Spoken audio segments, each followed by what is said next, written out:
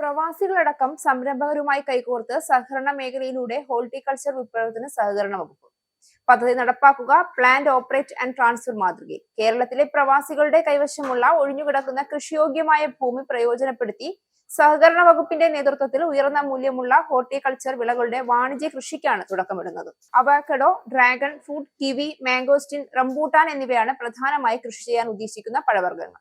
Plant operate and transfer POT പദ്ധതിയിലൂടെ പ്രവാസികളുടെ ഭൂമിയിൽ ഉയർന്ന നിലവാരമുള്ള പഴവർഗ്ഗ തോട്ടങ്ങൾ വളർത്തി വിളവെടുപ്പും വിപണനവും നടത്തി നിശ്ചിത കാലയളവിനു ശേഷം ഭൂമിയും തോട്ടവും ഉടമയ്ക്ക് തിരികെ നൽകും.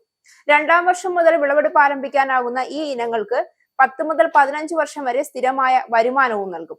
വിളവെടുപ്പ് നടത്തിയ ഫലങ്ങൾ ആഭ്യന്തര രാജ്യാന്തര വിപണികളിൽ എത്തിക്കാനായി കോഓപ്പറേറ്റീവ് ഉൽപ്പന്നങ്ങൾ പ്രത്യേക ബ്രാൻഡിംഗ് നടത്തും.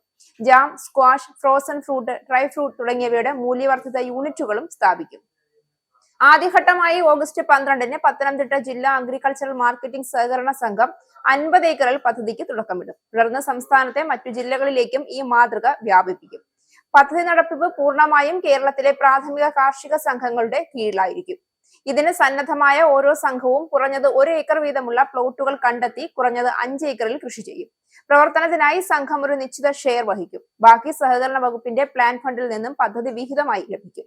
ധനസമാഹരണം, തൊഴിലാളികളുടെ വിന്യാസം, വിപണനം എന്നിവയ്ക്ക് സഹകരണ സംഘങ്ങൾ മേൽനോട്ടം വഹിക്കും.